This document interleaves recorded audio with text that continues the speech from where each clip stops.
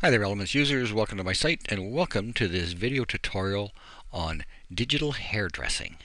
It's going to be applying some color to this young lady's hair. Now, this will be the second in the series of two. I always wanted to say that. Of two videos on changing hair color. The first uses a hue and saturation layer, and that works fine. This one is probably a little bit more versatile because you can do more things. And what we're going to use eventually is the new fill layer for solid color gradient and maybe some patterns.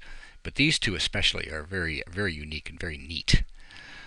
Okay, so how do you do it? Now, the success of this is going to be determined by the skill that you have at making a selection. And you can use any selection tool you want. Now, the one I like is this one here, the selection brush tool. And I'll show you what it's going to look like eventually. This is what it's going to look like. I spent hours of toil and trouble getting this done, and you can see it's fairly substantial. And if you've got a picture with lots of little stray bits of hair around it, you're going to have the same thing that I had. You're going to spend time doing that. The actual applying of the color is simple, or the gradient, it's simple. This is the difficult part, getting this right. So I'll show you how I did it. I got my selection brush tool here, right there. Make sure it's set on plus. That's the one on the left. And you just kind of come in here and do this. You paint around. La-di-da. That's simple enough. Now I'm also using a Wacom tablet. And I've got the Intuos 4 here. A Bamboo will do it just as well. If you're using a mouse, well, yikes. You're going to have fun. If you're using a trackpad, double yikes. That's gonna drive you nuts. So just, do yourself a favor. Get yourself a tablet. If you're going to do any of this kind of stuff, that's the way to go. Okay, so that's just a quick start to it. I'm not going to do any more with that. What I'm going to do is zoom in and show you how I did these little bits. So there's the little tiny bits there. I've got my brush again, and I'm going to change the size right down to just a couple pixels. It's down to, there's 3 pixels, okay? And I make sure it's on plus. And I'm going to fix this right here.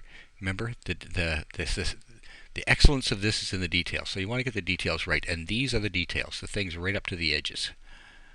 And also this hair. Not just this one, but all of them. And you kind of go drag your selection right down there, all the way down. And if you make a mistake, don't worry about it because you can fix it. Okay, so there's that first selection. Now here's another one. Now I find doing horizontal selections or horizontal painting to be very difficult. And I'd like to be able to spin the canvas, but with elements, if you spin the canvas, you lose all the selection. See, I think I made a mistake there because of this horizontal thing. Okay, and you come around here. With Photoshop, you can do that. Now I want to tighten that up a bit, so I'm going to go up here to the minus. And I'm going to tighten this up just a bit. You can see you can actually push the selection line back to where it should be. Okay, so there's 2 of them.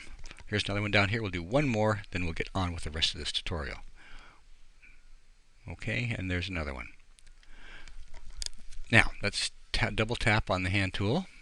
And you can see I've got that little area done. And so you work that area. Then you work this area with lots of little hairs. Then you work this area with lots of little hairs. And here, and here, and here. And down here on the ends. And around there, and around here. So you can see that the selection part is a major portion of this. And your success at this part will determine the overall success. So let's go back to the selection brush. The stuff I've already done. And I've deselected and selected this thing about 30 times now, so I hope I haven't lost anything in the translation. Okay, so we've got our selection. Let's go to our layers. Layer, new fill layer, solid color. Now, if I just click on OK as it is, you're going to be wanting to hurl on your computer monitor because it's going to look ugly. And I'll show you, so just be prepared. Ooh, that's awful. What you want to do is change the blend mode. The blend mode here. That's why Adobe gave us these things, so we could do cool stuff like this. Soft light. Click OK. Ah, that's better. Now we can choose a color.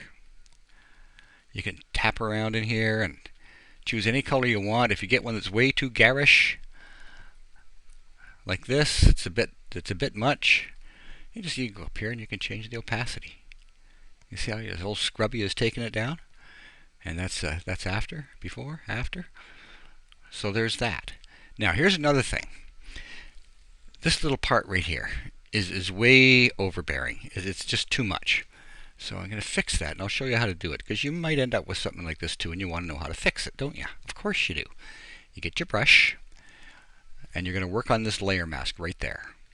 And you make sure that your brush is set, for you tablet users, to opacity. So the harder you press, the darker it is. And you want to have your brush set with a soft edge on it. Now you can go all the way up so you get the very tight edge, or down soft. Soft is the way to go. Okay, so now I've got it set for opacity, and I can just kind of scrub away with, I'm using black, so I'm painting back in some stuff. And you can just see how that very light pressure is taking some of that color away. And that will look better when you're backed out. When you're up close like this, the thing looks awful. But when you're backed out, it looks much better, especially if you take the time to, I guess, defringe these edges. I don't know what you call that, but that's kind of what I'm doing, and fixing these edges so they're not quite as garish and not quite as hard. Okay, let's tap twice on it. Okay, so it could still use some work, but you get the idea. Okay, that's the technique. So that is using the, and anytime you want to change the color, you just double tap here, get a new color. Okay? And there's white. Weird. Okay, so let's get rid of this. Back into our fabulous undo history. You know, you should go into your preferences and set this thing for about 250 steps, so you can go way back in time. Okay, back to layer. New fill layer, gradient. And there's gradient fill layer. You got to do the same thing here. Soft light. Okay. It always goes to this black to transparent gradient. I don't know why. I guess that's the default. But I can choose this one. And I can change it from, whoops. I can change it from linear to radial. Isn't that neat? Angle. Angle's kind of weird. And you can change the angle too. You can move things around. You can put the colors where you want them to be. And reflected. Put that back up to the top. That's kind of interesting. Or diamond. That's an interesting one as well. And I guess you can change these angles around too. So you've got unlimited possibilities here with each one of them. And in the gradients here, you tap on more. These are all the different gradients that you've got at your disposal. Noise samples. I don't know what they're like. Well, that's interesting. Interesting. So you just kind of go through it and see which one you like and fiddle around with it, change the way it looks. Geez, I remember to do that. Linear. Isn't that interesting, huh? So there's lots of things you can do with this. The last one is pattern. Pattern, it's not so great, but I'll show it to you anyways because I said I would. Pattern. Soft light. Okay, my computer is beeping at me. I know what I did. I forgot to go back in history to that. Okay, see? That's how you fix a mistake. You go back and you find out what you did wrong. And soft light. Okay. And there's a pattern. And you've got a lot of different patterns available as well. We will reset the patterns because this is the one I want right here. That looks really weird. Frankly, it's ugly. But you can change the scale. And any one of the gradients you can change the scale as well. Now that is starting to look a bit more interesting. Can you imagine how much you'd pay to get this done? If you ever wanted to have it done? Especially you guys. Okay, never mind. Okay, so that's how you do it. You make a selection. The selection is the big thing.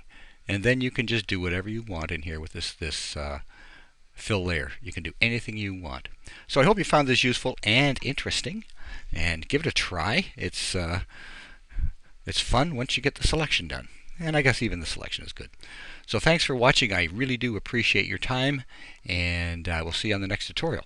Come and visit my site. This tutorial is printed up on my site. It's down here at the bottom. And hope to see you there. Okay, so you take care and thank you. Bye now.